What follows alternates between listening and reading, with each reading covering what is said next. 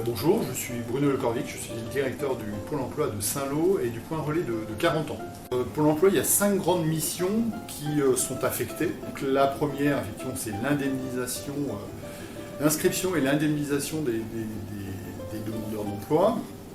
Donc, la deuxième, c'est d'accompagner les demandeurs d'emploi dans leur recherche d'emploi tout au long de leur parcours, qui peut être plus ou moins long, bien évidemment, de développer l'autonomie des demandeurs d'emploi, notamment l'autonomie digitale qui permet effectivement d'être sur une dynamique qui permet d'accéder à l'emploi plus rapidement. La troisième grande mission, c'est d'aider les entreprises dans leur recrutement de leurs collaborateurs. Donc ça, ce sont les 3 grandes missions. Et il y en a 2 autres qui sont moins connues. La première, c'est de collecter les cotisations d'assurance chômage pour le compte de l'UNEDIC. Et la dernière, c'est de fournir des statistiques sur le chômage, donc pour pouvoir les exploiter auprès de la puissance publique. Alors, donc la première chose à faire, c'est effectivement penser à structurer sa recherche d'emploi. On ne postule pas comme ça une recherche d'emploi de manière spontanée, enfin vraiment la démarche doit être structurée. Donc la première étape forte, c'est de créer un compte sur l'espace personnel. Il n'y a pas besoin d'être inscrit à Pôle emploi pour avoir un espace personnel sur pôle emploi.fr. Ça vous permet d'accéder, de vous abonner à des offres que vous recherchez, donc de les recevoir. Ça vous permet de mettre un CV en ligne, de mettre une lettre de motivation. Ça permet également, on peut mettre ce qu'on appelle une carte de visite, qui est une accroche et qui permet donc à un employeur d'avoir des éléments rapides sur vous, de vous connaître assez rapidement. La deuxième démarche, c'est de savoir dans quel secteur on recherche. Voilà, ça c'est important. Ce qu'il faut dire, c'est que si on décide de rechercher un emploi, je ne sais pas, dans le tourisme, il faut essayer de cibler les secteurs touristiques où ils sont, de déjà penser si j'arrive à avoir un CDD pour la saison sur la côte, comment je vais faire pour me loger, comment je vais faire effectivement pour me déplacer, voilà, se poser toutes les questions qui pourront se poser à un moment donné lorsque vous serez face à un employeur. Donc pour les jeunes, une des premières démarches, c'est d'avoir un CV ou de faire un CV. Donc ça c'est important, et de faire une lettre de motivation. Donc ce sont les premières étapes importantes dans le parcours pour accéder à un CDD saisonnier. Alors donc je vous ai parlé effectivement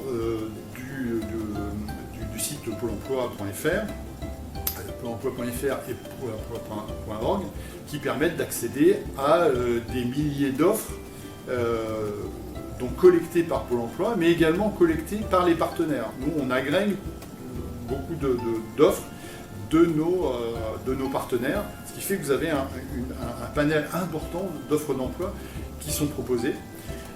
Donc toutes ne sont pas effectivement topées offres saisonnières, bien évidemment, mais vous pouvez, lorsque vous vous abonnez aux offres, définir l'offre que vous recherchez, le secteur géographique, et donc recevoir ces offres-là. Et ça vous permet d'être en réactivité tous les jours. Effectivement, la recherche d'emploi, il faut qu'elle soit dynamique. Il faut tous les jours regarder les offres qui paraissent, les offres qui vous arrivent lorsque vous êtes abonné. Ça vous permet d'être tout de suite en réactivité, de contacter l'employeur, d'envoyer un CV. Enfin voilà, c'est vraiment une démarche active. Alors effectivement, on a ce qu'on appelle l'Emploi Store. Donc sur ce site, vous avez plus de 300 applications, outils qui sont à votre disposition, avec 6 grands items. Vous en avez qui sont sur la recherche d'emploi, et vous en avez également qui aident à préparer des entretiens de recherche d'emploi. Donc effectivement, on a parlé de concevoir un CV, de faire une lettre de motivation, mais vous avez des applications qui sont à votre disposition pour simuler des entretiens avec des employeurs, voilà, pour vous mettre en avant. Donc là, effectivement, sur l'Emploi Store, on fait appel beaucoup à l'intelligence artificielle. Ce sont des applications qui ont été développées par des startups avec donc l'appui de Pôle emploi. Et voilà, vous pouvez vous mettre en situation. On sait très bien qu'un jeune, lorsqu'il recherche un emploi, n'a pas une expérience importante, n'a pas une expérience des entretiens de recherche d'emploi. Donc là, il peut effectivement travailler à se mettre en avant au travers d'entretiens fictifs. Et voilà, donc ça c'est une des applications qui est possible sur l'Emploi Store. Moi j'invite les jeunes à aller sur l'Emploi Store et de voir ce qui peut les aider dans leur recherche d'emploi. On a effectivement toutes les offres qui sont liées à l'activité touristique. Donc on a beaucoup d'offres, nous, sur notre secteur de camping, sur les campings. Sur l'hôtellerie-restauration, on a également beaucoup d'offres, que ce soit en cuisine ou également pour le service en salle. Dans l'animation également, auprès des jeunes, il y a pas mal d'offres qui sont proposées. Vous avez également des offres de remplacement pour du personnel dans des entreprises. Donc alors, là, on est plus sur le réseau caché, mais voilà, il y a des offres qui sont affichées également, alors qui ne sont pas véritablement topées comme offres saisonnières, mais qui correspondent sur des CDD, sur 2 mois, à la période saisonnière. Donc il faut être vigilant à pouvoir capter ces offres-là. Même si le jeune n'est pas inscrit, nous sommes donc tous les matins ouverts sur le flux et la personne peut venir et donc elle aura des conseils qui lui sont donnés. Effectivement, après la personne, le jeune, s'il est véritablement en recherche d'emploi et qu'il soit disponible à rechercher un emploi, eh bien il peut s'inscrire comme demandeur d'emploi. Les démarches se font en ligne sur l'espace pôle emploi.fr. Il sera inscrit, il sera reçu par un conseiller, il aura un accompagnement personnalisé.